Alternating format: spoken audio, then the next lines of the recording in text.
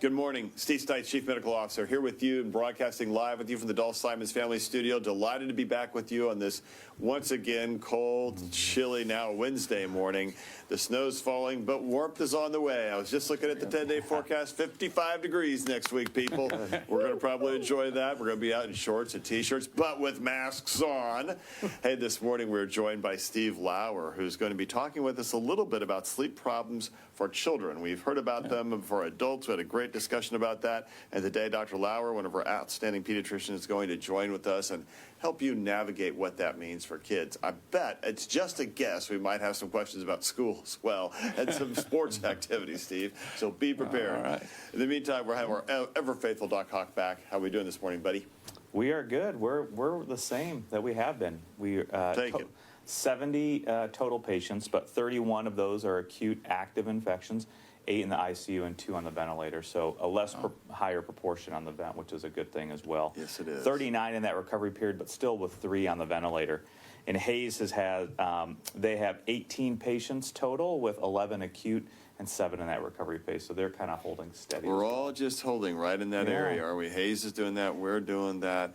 We got down a little lower, kind of come up a little bit. Maybe this is our Super Bowl surge, and hopefully we're not going to see any more from that. I'm not going to say it was a favor that the Chiefs lost. I would never say that. No. But it may have limited some of the surge. Yeah, and we know that around the world, and I'm sure you saw this around the world and in the United States, overall, pretty good decline in active cases. So we should hopefully see even better numbers, I would hope, in the next 10, 12, 14 days as far as hospitalization goes, because we know those lag the number of infections. And if you sit back, you have to ask yourself, why is the entire world going down? Has coronavirus become less infectious, Hawk? No, I don't think so. And we know that those variants they really theorize that they are actually more contagious. So I think it's a number of different factors. I think, as you said, not vaccination really significant for the general population, but certainly in the nursing home population, in those vulnerable populations, because we know that it's not a significant number around the United States. A lot of behavioral things, more masking. We have very good data now, especially the last week or two, published data about what happens when the mask mandates were put in place. We know that decreases hospitalizations as well. I think it's a lot of behavior. I think that's right, and I wonder if the people who weren't masking have been infected, and the people who weren't following the rules have been infected, the rules of infection control. And I just wonder if that's having an impact.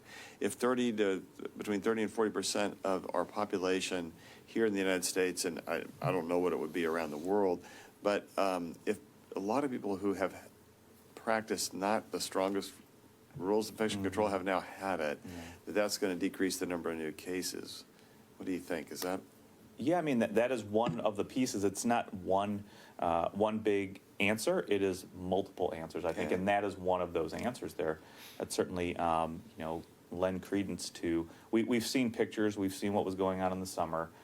There was a lot of behaviors there. Those behaviors are changed now for one reason or another as well. So I don't think Party Cove's active at the Ozarks right now. It's just a thought, but I'm guessing not. I think if anything has changed, the winter storm that has gripped the United States has probably forced everybody indoors. You're staying within your bubble because you want to stay warm. Yeah. And we'll take that. That is a lot. There is some good about that. That's a nature-induced shutdown, really. Yeah, there you go.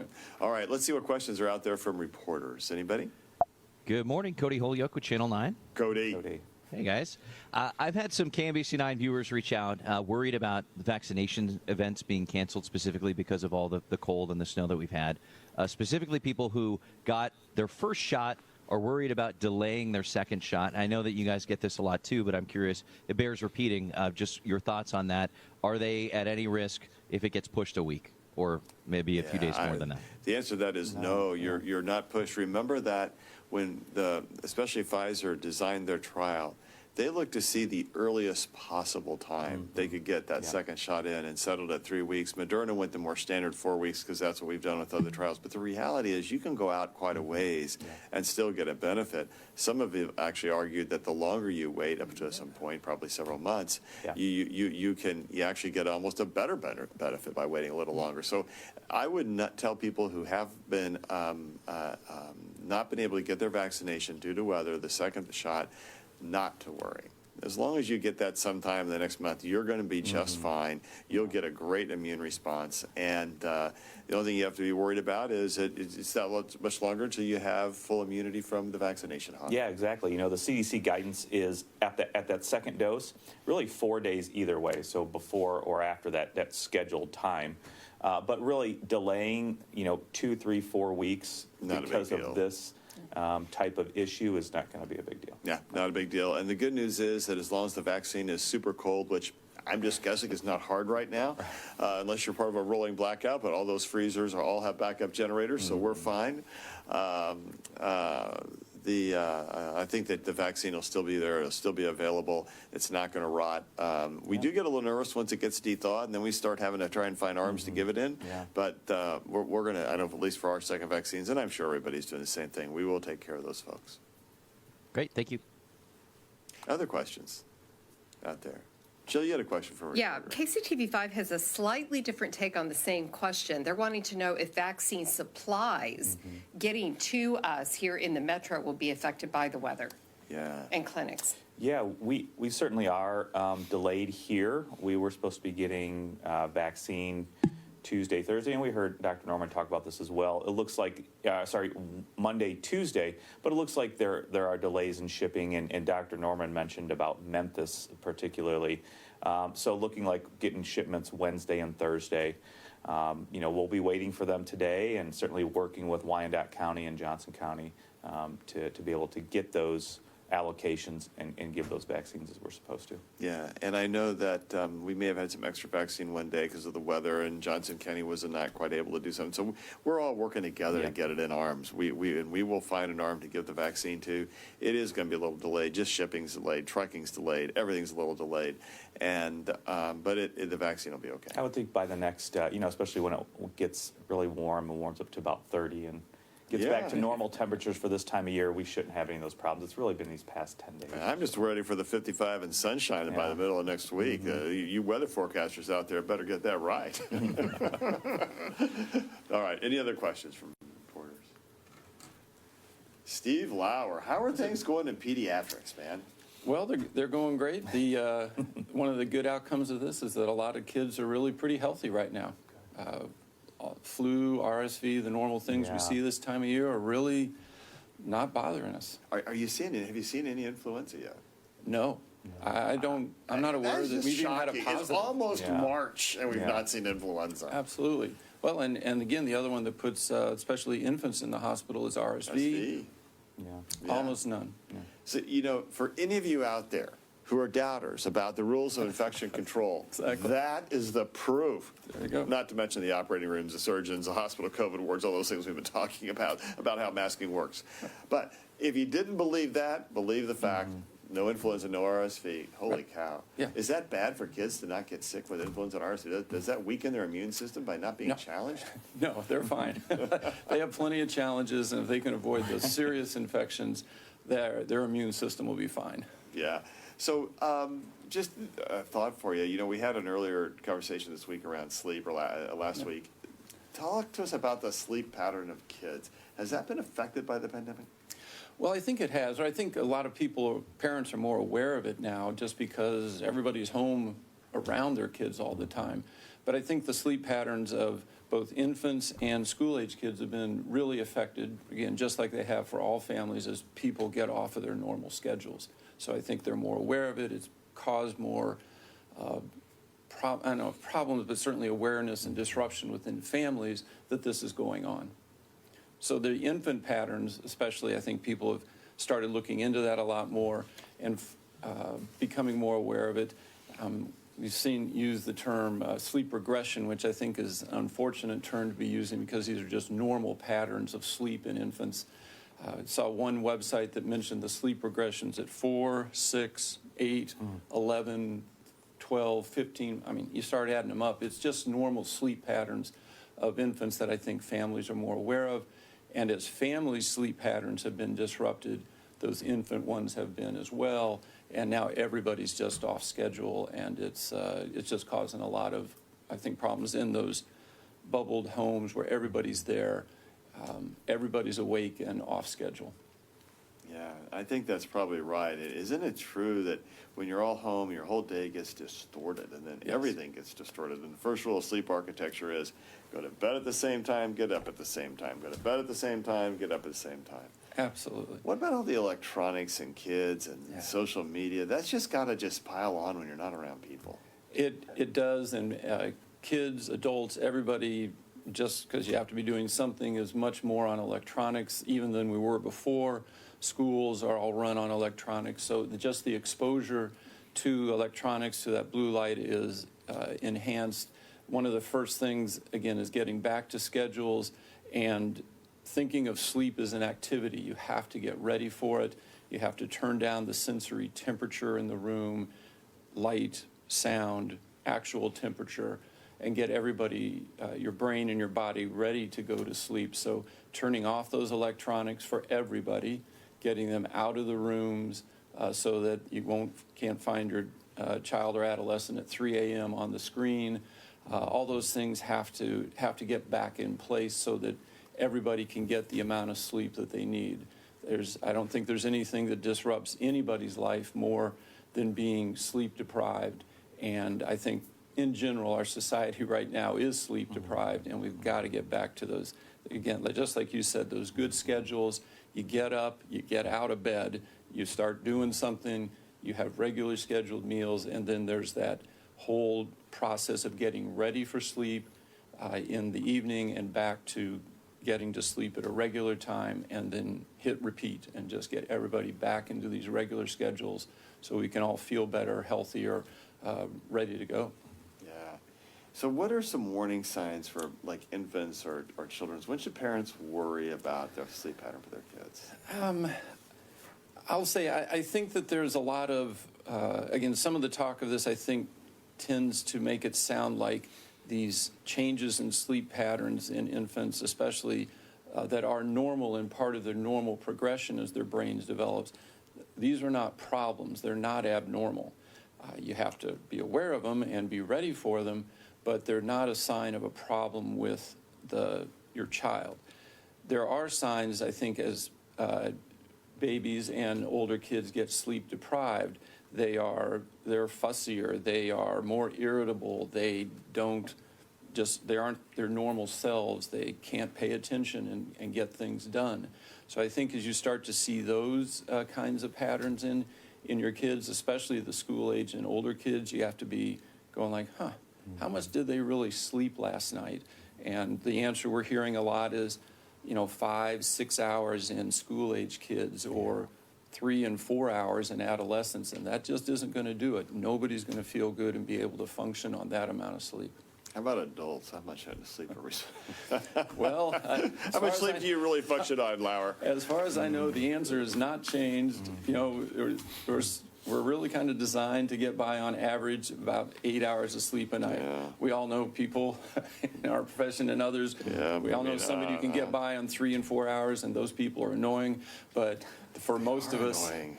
it's that 7-8 hours of sleep a night on a good schedule. Yeah. What about, medicating your kids to help them to get to sleep with Benadryl and melatonin and stuff like that? What do you think? You're groaning. Yeah, it's, again, I think sleep is a normal activity, and medicalizing it by saying, here's what you can do, you can give your kid or yourself to get to sleep, avoids the real answer, which is good sleep hygiene. Are there people who are melatonin deficient and who need some help with that? Yes. But starting kids or adults by sedating them to get them to sleep avoids those regular sleep patterns, doesn't oftentimes get good restorative sleep, and you just kind of prolong the problem. So really trying to drive to those good sleep hygiene patterns for everybody is the way we can get around that. If your child really does have persistent sleep problems despite that kind of good regimen, that's definitely something to talk to your pediatrician or family medicine doc about. Yeah, good. I think that's great advice, and thank you for that. All right, well, let's turn to questions from the community, Jill. Let's hear what people are thinking this morning. Well, because I'm at the mic, I get to do the first follow-up question. All right. And I want to know about that self-medicating, when adults do it or if you do it to kids. My question has always been, did your body get used to it? And do you have to keep adding more? And is there a danger in that? The answer for much of that can be yes. Your body adapts, gets used to those medications coming at it, and you can stay awake through them. So people do tend to start having to add more different medications to get to sleep. And yes, that can eventually become dangerous, and we see that a lot, especially in the adult populations with people on medications to just get to sleep, period. And for most people, that should not be the case. There are certainly, those who have true sleep disorders, and that is a serious medical issue and needs to be addressed. But for most people, that should not be the case. Well, I'm going to take my electronic away from my adolescent husband who gets on every morning at Whoa, about 4 a.m. wait a minute. Adolescent husband. I think, He is gentlemen, I acting- think we have all just been insulted here. But my wife would concur. In fact, last night, a long day, I thought, I just got to watch a little Star Trek. And it was just perfect right before I went to sleep. I was still able to crash, however. I would make note that if you're really struggling to get to sleep, one of the things you can do is read a medical article with lots of statistics. Yeah. I have found that to be, and it doesn't require an increased dosing. There's really no side effects, and outside of just eye dreariness, I think it's pretty safe. And you don't get used to it. You don't get used to it. Works all the time. Every time. It can be the same article, as a matter of fact. True. Does warm milk work? Is that a myth? I think of that as more of a myth. It's kind of it goes along with the calming down of the environment and that's those it. patterns of this is something we do when we get ready to go to sleep. So in and of itself, does the tryptophan, whatever, in milk or turkey really make a big difference for most people? Probably not. I think it's that pattern of, I'm getting ready for sleep. This is what goes with that, and a signal that it's time to slow down and get ready to be asleep. I think that is absolutely what it does. And I think there's pretty good data about, again, that's one of those habit things. If you have a sleep habit that calms you down, whether it's meditation, which, by the way, there's so much good data around meditation helping people sleep. If you're going to do one thing to help you do it, besides the calming down, do that. What doesn't work are bright lights and blue screens and things like that are stimulating to you. Those things tend to wake up your brain. You need to have your brain calm down. And milk and cookies, let's be honest, it's milk and cookies for those of us who've been doing that for years. Man, that just works. And I would say, I think one of the things we found in our practice is that if you talk to parents about meditation, we tend to think of that as an adult activity. I think it's a great point that very young kids can be taught meditation, just that, again, that self-calming, getting ready to sleep, those kinds of ideas work across the board. And it may even be a peculiarity of Western culture that we don't think of at first. Correct. Yes. Okay.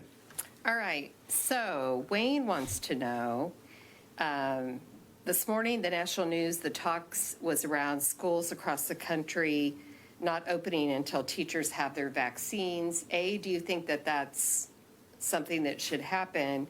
And he believes that Kansas has done a good job of keeping kids safe. Why doesn't the national media talk about Kansas? Maybe we should tell them. Yeah, there is some really good data that schools are safe, but now in fairness, they were safe with reduced spread, reduced density, kind of a hybrid learning system. I think that we have to be careful. That's what we have demonstrated was safe, Steve. Right. I think everybody, getting the big picture on this, I think, is the problem. In terms of disease mitigation, all the rules still apply, and I think the successful schools are those ones who have kept social distancing, masking, in some cases testing in place to really follow all those rules. You can do that, and the data says you can be safe in schools doing that. It's a big if, and it's a challenge to do that in every school district, depending on the resources they have. So if you read the rules carefully about those successful schools, they've been following the basic CDC rules around distancing, masking, hand washing. And Hawk, the concept that all teachers have to be vaccinated, talk a little bit about that. What are your thoughts? I think it's a great concept. You know, we want everybody to be vaccinated. They are essential workers, all the adults in that school. But I think we have shown, and it has been shown since school got back in, that those other issues are more important. And that's the de-densification, you know, decreasing the amount of people in that square footage, wearing the mask at all the time. We know, and we've heard that there's going to be a school district that is going to be mask optional. I think that's a bad idea. So wearing the mask, de-densifying, keeping people spread apart. And I think it's important to understand, too, that a lot of the spread in schools has been when the adults are not following the rules with themselves, meeting with each other, eating lunches with having those small rooms where they don't have masking and they have meetings for one reason or another. We have Zoom now. I mean, it is better to meet in person, but when you are thinking about taking out a whole department because people want to meet together in a small room, that's not the way to go about it. So I think sticking with those rules about de-densification, the hybrid learning, the spacing, the masking, that will keep the teacher safe. And it has shown to do that throughout these past, the last semester or two that schools have been back in session. Yeah, and we showed that on the Lawrence campus, Yeah. right? Even with, college kids, Yeah. you can have a safer environment. And clearly with high school kids, I think, and younger, man, masks make a difference.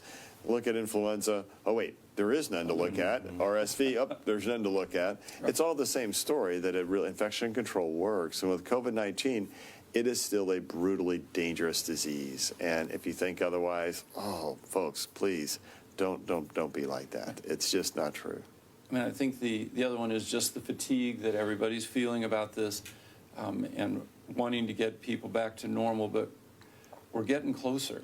And people have made huge efforts over a year, and what we really don't want to see is all this fall apart again as numbers are getting back under control, see this rush to just drop the rules when with vaccines, get a few more really, the rest of the semester in and it gets warmer again.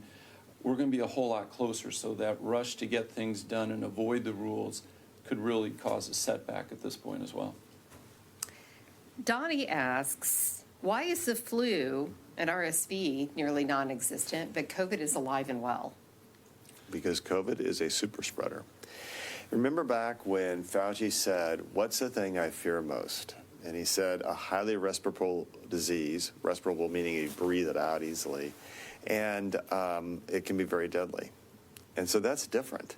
And so I think what we're seeing is that because it is so communicable, what it means is that this coronavirus is more communicable. I can spread it more easily. It takes fewer viral particles to do that with than influenza and RSV. Those are just a little harder to spread, and so the rules of infection control mitigate them even more thoroughly. Coronavirus is a little easier to spread. So Hawkeye, you've got to follow the rules because we know they work, but otherwise it's going to spread. Yeah, I mean, the infection dynamics for coronavirus compared to all of the other respiratory pathogens that we understand about and deal with on a yearly or daily basis, influenza, RSV, rhinovirus, the other coronaviruses that cause common cough and colds, they are in a separate echelon. They have different infection dynamics than what this coronavirus does. There is no seasonality related to this, certainly none that we've seen. And it's been cold weather, and it's been cold climates, and it's been warm weather and warm climates, and we see spread just the same. It's been devastating to those communities. So, but I think that when we continue to do the things that we've talked about from day one, with masking and distancing, not meeting in large groups, washing your hands, that has helped decrease the spread of those other infections that we've been dealing with that are more endemic, that we deal with on a seasonal basis or a yearly basis. Have you checked the influenza map on the CDC lately? Not for a couple weeks, but I do understand that out of clinical and public health labs, there's probably 800,000 or more tests that have been done, and it is running at about a 0.1 to 0.2% positive rate, which normally it can be up to 5 to 10%. So it's extremely gratifying to look at those test rates. And if you look at just people going to the emergency department or their family physicians for influenza-like illness, it is a stark contrast this year, this season, from the past 5 or 6 seasons that they have been tracking as well. So it's pretty neat. So really, coronavirus is super communicable from one person to Yeah. another, more so than influenza and RSV. Anything else you wanted to add? Well, I think that the other one is that most of the time, influenza and RSV enters the family through the kids. It comes in through from daycares and schools and spreads up into the adults. This year, that pathway's really been cut off dramatically with hand washing, masking, a lot more at-home schooling, and a lot more at-home daycare, which is unfortunate for a lot of families, but it has kept, in terms of those infections, it's really helped keep them under control. Angela asks, what kind of bedtime routine do you recommend for middle and high school students? And she's curious about adults. Like, what do you guys do? Oh, Lord, you don't want to know what I do. Don't. All right, let's. Yeah. Number one, don't do what I say. Yeah. Do what I do. Or No, don't do what I do, do as I do what I say. There you Yes, go. there you go. There I So it's the same ones. They have got to get ready to go to sleep. So the stimulation, the signals to your brain that it's still time to be awake have to go away.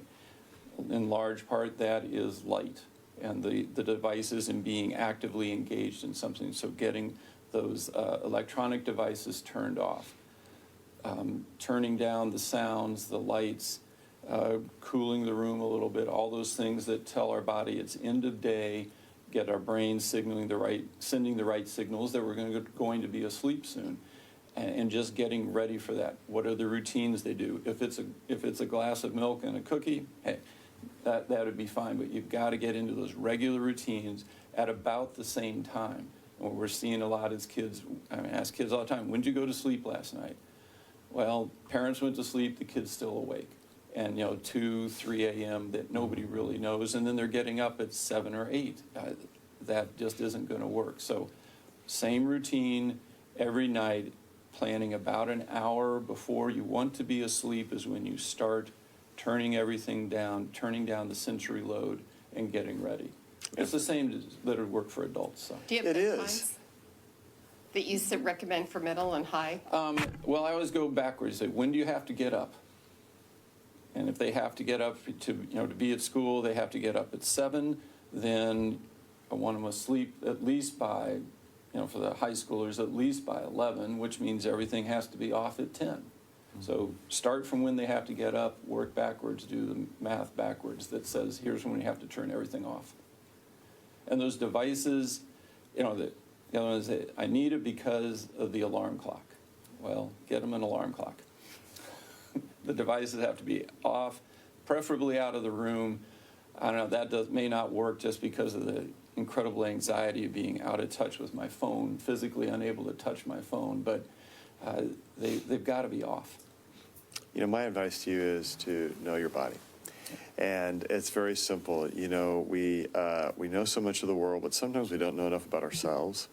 And you're going to have to make some adjustments into your life. If things are peaches and cream, life's going all along great, unicorns, rainbows, then your sleep's probably going to be a little easier because things are good. But stress is one of the greatest disruptors of sleep. And so you have to respond to the stress. So how do I respond to stress? Well, I exercise a lot, and then I try and do things that I enjoy. I do love Star Trek and some shows. Ted Lasso, if you haven't seen that, what a hoot. But that's not what I want to do right before I go to bed. That's a few hours before I go to bed. And then before I go to bed, I try to do things that are going to be a little more relaxing. And whether that is read or to meditate or just to sit, or honestly, I can answer a little bit of email, I can read a newspaper, I can read an article. Those things slow the day down a little bit. And to your point, they signal a certain pattern. And then I can kind of lay in bed when I first get to sleep, and I just sit there and I let my mind wander and I think and have a little daydreaming. And then pretty soon I find myself wandering into sleep. The other thing that works is sheer exhaustion. So if you work yourself to death, sometimes you get to sleep pretty easily. And that, in the middle of the COVID crisis, unfortunately, has been a recipe for sleep. It's also a recipe for sleep deprivation. But in the middle of the COVID crisis, I think that's how it's gone. What do you do? Yeah, we've had Dr. Stewart on a couple times talking about, I do the hot shower, and that helps kind of calm me down and get me ready for bed. But other than that, I do listen to a podcast or two. different ones that are kind of calming, and we know that there's apps out there now for meditation and calm, and so They do work, listen to right? those. And by about the first 5 or 10 minutes, I'm asleep because I don't remember anything about the podcast. So, Yeah. but it is that routine that I do on a nightly basis, and then for my kids, certainly get them up and devices are off at 10 o'clock. So. Yeah. And I think some of the things about, meditation, whatever that means to you, of just that calming down, whether it's listening to the podcast or some routine you go through that just slows things down. So I think almost anybody of any age can do that. The other one that has been, I think, a problem is it's hard to go to sleep when you're not physically tired, and the lack of exercise, the lack of movement as people have had to stay home is a problem. So during the day, trying to find that physical exercise time as well. Do something. I mean, you don't need to be at the gym. You can there's all kinds of things you can do that don't require equipment in your home. So just getting some physical activity in planned for your kids during the day will also have them a little more physically tired at the end of the day and more ready to go to sleep. So Joellen says she listens to audiobooks. Isaac says he takes a hot bath. Sounds like that they're doing some But things. those are all Christy, good things to relax with, right? Yeah. That's the common theme, and then they probably do it pretty consistently. So. we have some more masking questions. Christy says, if masking is so effective against influenza, why haven't we done it in the past? Well, Dana, some places have done it. Like we see some of the Asian countries have been doing it for years. It's not new news. But if you've seen how hard it is to get people to wear a mask with a deadly virus, imagine how hard it is to get them to do it regularly for influenza or RSV. And I think that's one more point, that influenza is not coronavirus and coronavirus is not influenza. We haven't seen the capacity issues, the healthcare workers, the drug utilization issues, the death issues that we've seen with coronavirus. We've never ever seen that with influenza, except for the 1918 pandemic. And again, probably a lot of those deaths really had to do with secondary bacterial pneumonia anyway. But we just haven't seen the amount of devastation with influenza, even though there are a large number of hospitalizations and deaths every year. And what about an average of 150 children per year Something taken like that. with influenza compared to coronavirus? And we had how many more deaths halfway usually- through the coronavirus pandemic than we did? Probably double the 18 to deaths. 40,000 influenza deaths in the U.S. a year, and we're over 10 times that easily, maybe almost 30 times that on a lower year. So again, these are not comparable, and by the way, we're not done with coronavirus. We're going to be well over 500,000 in the United States alone. So that's orders of magnitude. So different. yeah, I mean, the short answer is we just haven't seen the same types of devastation and again, essentially capacity issues and really shutting down cities and communities that we have seen with coronavirus. We haven't seen that with influenza. All those being said, I think we will want to reconsider going into this coming fall what counts as normal, safe, and kind of acceptable infection control routines going forward. And the reality is that some masking, washing your hands, don't go to work if you're sick. I think a lot of those rules that we've tended to say and have not always clearly followed very well, I think we're going to need to think about them because they are having an effect on kids and influenza and RSV. And while the numbers are nothing like coronavirus, those still are important diseases that have serious impact on children every year. I think we're going to have to take a look at those as we head into next fall. It was a marker of strength that historically you showed up to work even when you were sick. Yeah. Exactly. Been in KU for 31 days. I've missed 4 or 5 days. I can count on one hand the number of times a cold or something like that kept me at home. Usually it was something like a flu bug I was throwing up. So, but really, I just came to work. I always come to work. That's just how I was raised. That's what we do. Yeah. And then last year, a story about myself. I got a little sick. I had the flu shot around my 60th birthday, and I was here and I was sick. I was trying to wear a mask. I didn't feel very good. I didn't always do it. And I said, "Oh, I'm fine. It's still cold." Well, I had influenza. I think I had to write 30 scripts for Tamiflu that year because I was around so many people I had contaminated. And, when you look back at that now, it just seems so quaint, doesn't it? and maybe a little stupid, too. And so I think that you take a little bit of wanting to be a little bit of a martyr, or you want to be a he-man or he-girl or he-woman or whatever, and you mix that with a little bit of stubbornness and a little bit of pride and pretty soon you can make a lot of folks ill. And I think what we've learned, and it's an important lesson, there are silver linings to this pandemic. What we've learned is we can keep each other safe sometimes by just staying at home and wearing a mask and doing those things. And the other silver lining is that with Zoom, you can actually still work. And so you can get the best of both worlds. Yeah. There's a couple that have questions about all this mask wearing, all this hand washing. Are we weakening our immune systems? Yeah, we knew that was going to pop up. Well, we're not getting sick enough.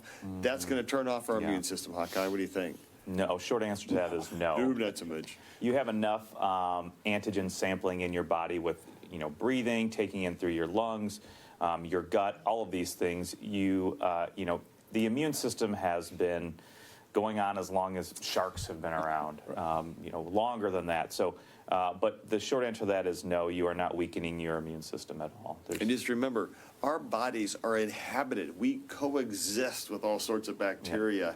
And so our bodies are constantly around that. Plus, you're around your cats, your dogs, and everybody else. You're still going to get plenty of exposure.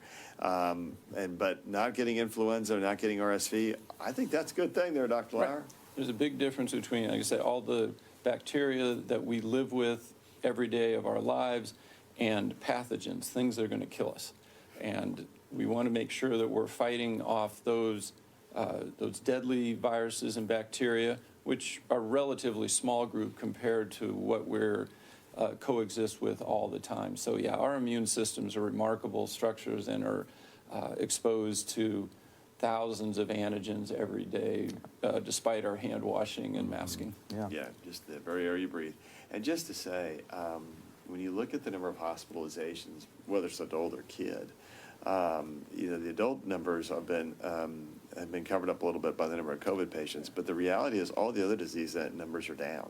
And I know for children, they're really down. Oh, yeah.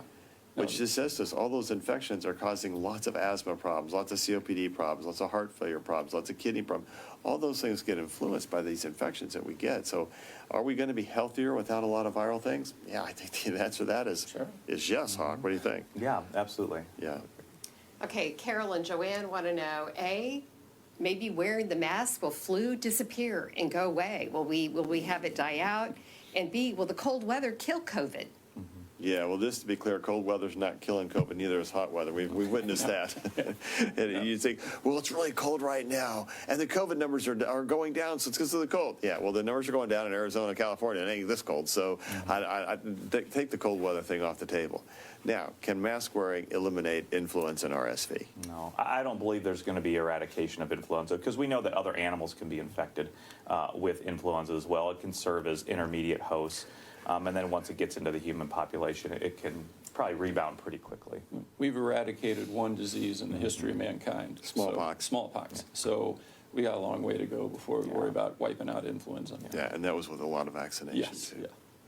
Debbie has read that a lot of countries are not as interested in AstraZeneca anymore. Is that true? And why do you think that is? AstraZeneca doesn't appear to be as effective against the South African variant, or B135, and I think that's maybe be a little bit less of interest. Plus, to be honest, the trial has just taken a long time. They've had a few stumbles, so I think there's been a little bit of concern about it. However, it is being used, and I think that it still can be highly effective against most of the viral variants, and we're waiting anxiously to see what the outcome of the United States trial is. Yeah, I see different news about this every day, and there's people who are doing it, and then there's drawbacks and rollbacks of doing it. Overall, we should say that the World Health Organization has endorsed it and provided EUA, emergency use authorization for it. So at this point in time, when we get the full data here in the United States and it's reviewed and we can use it, we certainly want to use it. It's one more vaccination we can use. But I think there are mixed stories depending on what. And it's incredibly stable at room country. temperature. It's easy to deliver. I mean, that's one of the reasons people want to use it, because it is so good against all the other forms of this except B135, or at least that's what it looks like from the international data. It's being used. And I think that we're anxiously awaiting the U.S. data, which should be delivered sometime in the next few weeks. We should hear it really soon. And speaking of data, we should be getting the results of the J&J EUA out pretty soon, too. That should be popping up. 26th or so, late 20s is when they're going to be meeting to review it. Kevin Alt is on. Yep. On that Monday. Kevin is on that Monday. Good. So Jean and Linda They have situations where people are going to bed okay, but then they're waking up. Oh, gosh, that is a problem, man. That is so often stress-related, Steve. Yeah, well, exactly. I think that's has a lot to do with it's just that stress. Our normal sleep cycles, everybody almost wakes up 4 or 5 times a night. Anyway, we have these periods of really deep sleep, and then we're kind of almost awake. And that stress, that lack of, sometimes I think that lack of exercise, being really tired, allows you to kind of break through that cycle where normally we head back into sleep and we wake up. Across the board on that, the answer, I think, is to try and minimize what happens when you wake up. It's just like for infants, those who you have to check on, you don't make it a big event when they wake up. It's just check on them, you're okay. Let's not, turn on the lights and start playing. Can we just calm everything down? This is normal. Let's get back to sleep. And I think for the older kids, it's the same kind of one. Let's not, pick up my phone and start looking at things. Try maybe get a little water, but let's not go eat. Get activity, get out of bed. Let's try and calm that down. This is okay. I'm okay. Let's just sit here for a few minutes and see if we can go ahead and get back to sleep, get back into that sleep rhythm. Marguerite, she says that she wants to know if you have any suggestions for a 2-year-old who is having night terrors. And the 2-year-old terrors. apparently had general anesthesia, and it's kind of coincided with that, perhaps. I would say night terrors are, again, just like these sleep regressions, they're a normal sleep development pathway. So they're not a pathology, they're not a sign that something is wrong. They are a part of, as their brain is going through these incredible developmental phases of growth and pruning and trying to figure out all these connections, they hit this phase where they're able to be, in sleep terrors, they're really dreaming, they're not awake, their eyes are open. So they're moving, but they're connected.